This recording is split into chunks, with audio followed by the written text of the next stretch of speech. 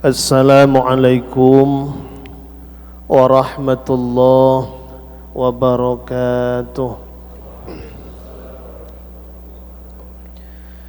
Ibtigha'an limardatillahi wa rahmatihi wa syafa'ati rasulihi al-Fatihah.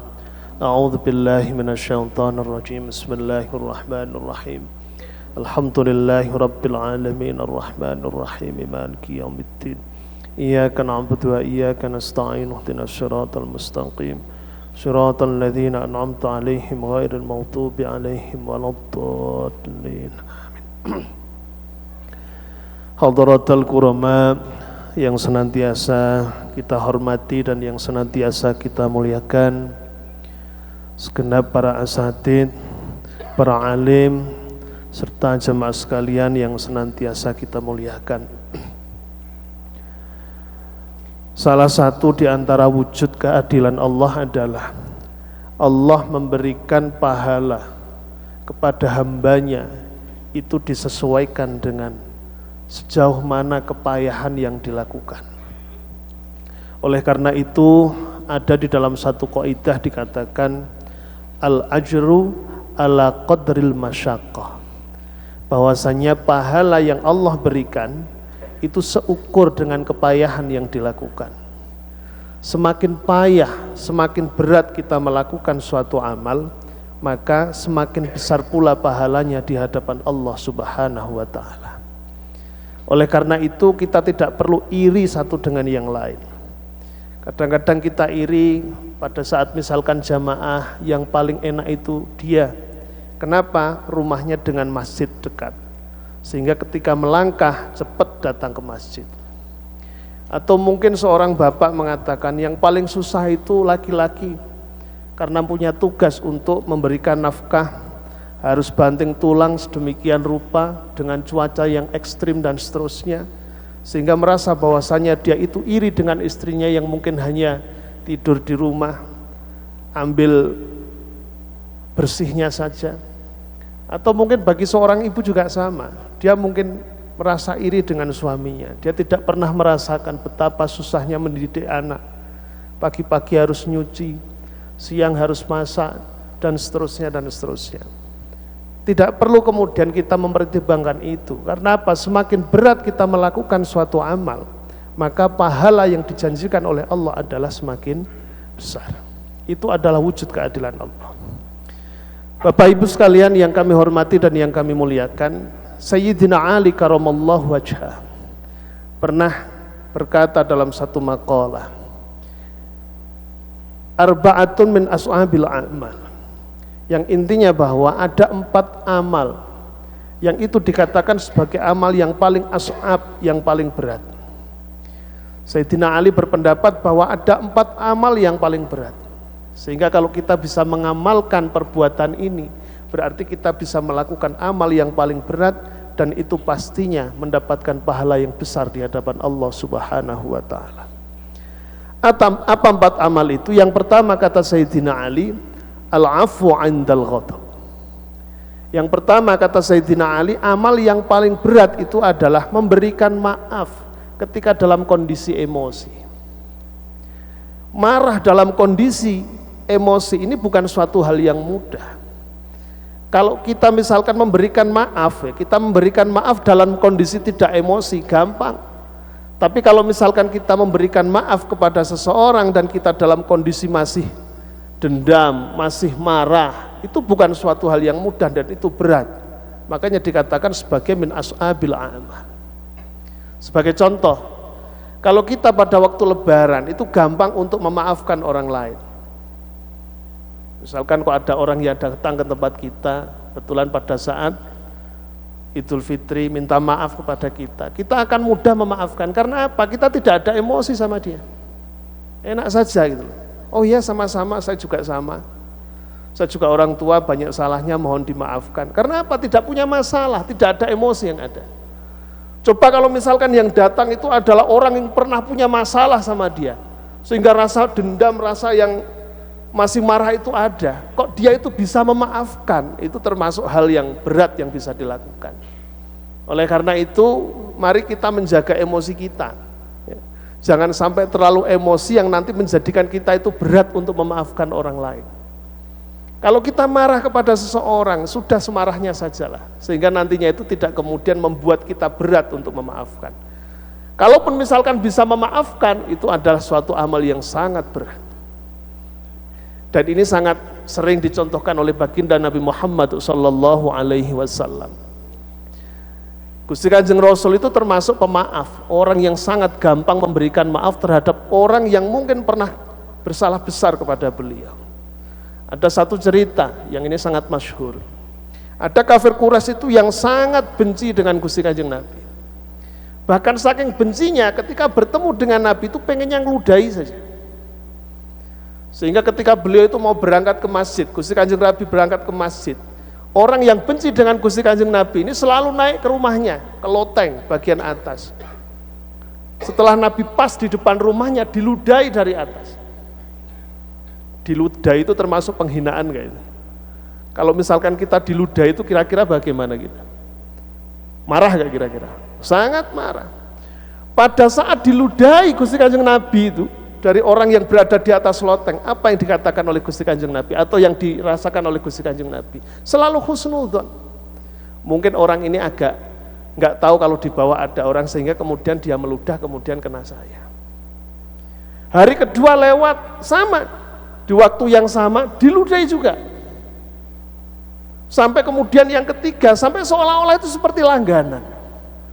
Jadi setiap di depan rumahnya itu, wah ini pasti ada ludah mau keluar ini. Berhenti. Ini dirasakan oleh Gusti Kanjeng Nabi setiap hari seperti itu. Sampai suatu ketika pas di depan rumah dan Nabi sudah menata hati, wah ini dapat paketan ini. Ternyata berhenti ludah ini. Libur. Sehari loh, kok nggak ada lagi. Kedua nggak ada lagi sampai 3 hari.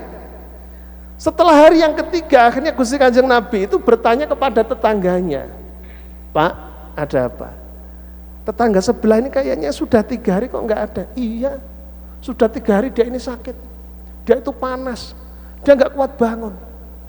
Kira-kira kalau kita mendengar orang yang meludahi, terus kemudian yang meludahi itu sakit, perasaan kita gimana? Rasain kualat kan gitu kan, orang ngerti sopo sing didoni kan gitu kan. Ini enggak.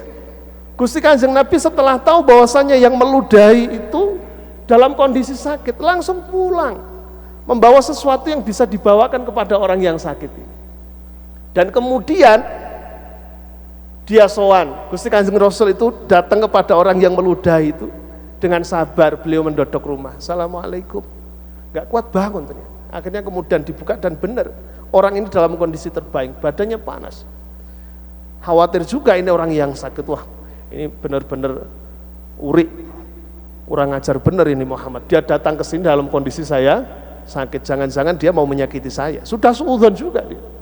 Akhirnya Gusti Kanjeng Nabi dengan sabar menyuapi satu persatu, disuapi, dan akhirnya kemudian masuk Islam. Ini contoh Nabi, bahwasanya jangan sampai kemudian memaafkan itu suatu hal yang berat.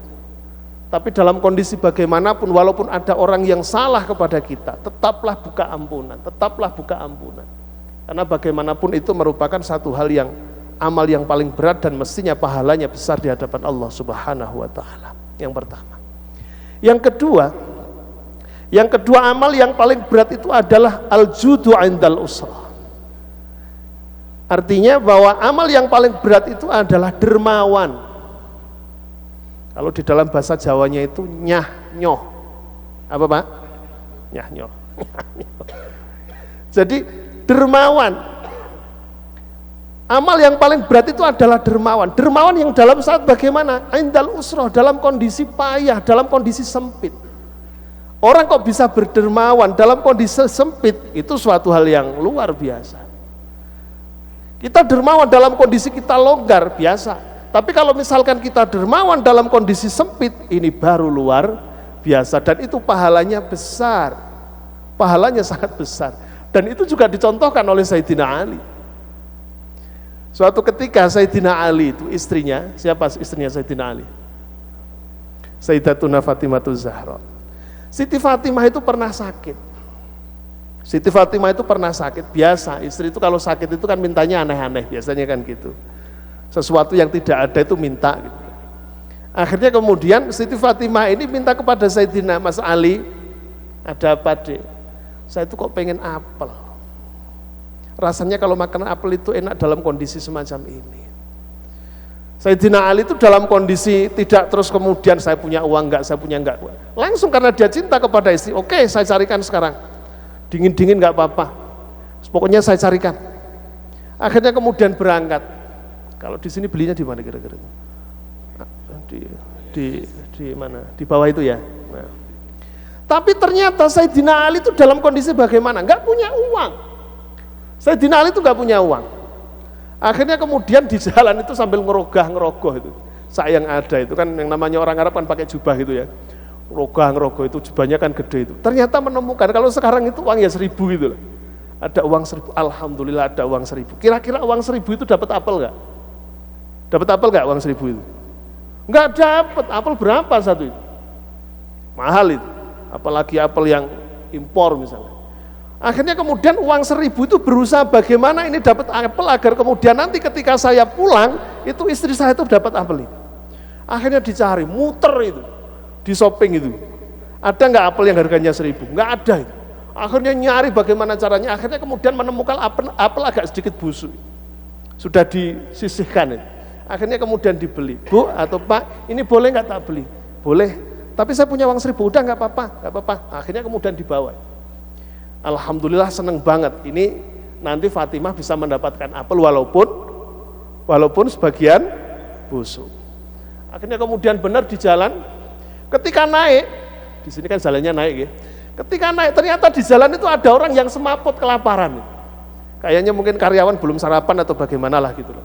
Akhirnya kemudian di situ semaput kelaparan. Ini mikir ini Sayyidina Ali, ini kira-kira saya bawa pulang atau saya kasih orang yang kelaparan ini. Kira-kira kalau bapak di sini kondisi semacam itu dikasih istrinya atau dikasih orang yang semaput itu? Kenapa kira-kira? Ya soalnya istrinya galak kan gitu kan. Ini masalah ini kalau misalkan tidak saya bawa pulang. Tapi Masya Allah Sayyidina Ali lebih memikirkan ini. Karena ini lebih membutuhkan daripada istri saya. Dengan telaten disuapin. Selesai. Sampai kemudian orang ini tidak pingsan lagi, sehat. Terima kasih Mas Ali. Bingung akhirnya. Ini gimana? Saya mau pulang sementara di rumah istri saya menunggu apel datang. Agar kemudian istrinya itu bahagia, akhirnya ada kresek di situ, plastik itu dikasih batu. Dibawa pulang agar kemudian kelihatan dari jauh membawa apel. Tapi kersane Gusti Allah pada saat Sayyidina Ali itu nyuapi apel itu kepada orang yang sedang sakit itu tadi, Gusti Kanjeng Nabi itu ngutus salah satu utusan. Karena kebetulan Gusti Kanjeng Nabi itu mendapatkan apel yang banyak dari sahabat yang lain, tahu anaknya itu dalam kondisi sakit, akhirnya kemudian ada sahabat yang diperintahkan. Mas, dalam Gusti Kanjeng Nabi, ini anak saya dalam kondisi sakit dan kebetulan saya punya apel. Tolong dibawa apel ini ke rumahnya. Akhirnya dibawalah. Ternyata sahabat yang diminta tolong untuk membawa apel ke rumahnya, Siti Fatimah itu merasa ngiler, tergiur itu dengan apel itu. Ya Allah, apel kok bisa bagus kayak gini. Ini kira-kira nanti kalau saya bawa ke sana saya dikasih enggak ya? Dan ini tadi kayaknya Gusti Kanjeng Nabi tidak ngitung berapa apel itu. Akhirnya kemudian apel itu satu diambil di sak. Saknya orang Arab kan gede gitu. Jadi walaupun satu enggak kelihatan. Akhirnya kemudian sudah taruh di rumah. Siti Fatimah, ada apa Mas? Ini ada utusan dari Gusti Kanjeng Nabi untuk memberikan apel. Ya sudah, taruh di meja situ. Nah, pas taruh di meja itu, Sayyidina Ali kelihatan, loh itu kok ada apel di rumah. Akhirnya kemudian kreseknya itu ditaruh di halaman itu. Setelah sampai di rumah, apel itu dihitung oleh Sayyidina Ali. 1, 2, 3, 4, 5, jumlahnya berapa? 9. Hitung lagi, 1, 2, 3, 4, 5, jumlahnya 9. Sampai 3 kali hitung, jumlahnya 9. Yang ngasih itu, yang nganter itu masih di situ, Mas, dalam Sayyidina Ali.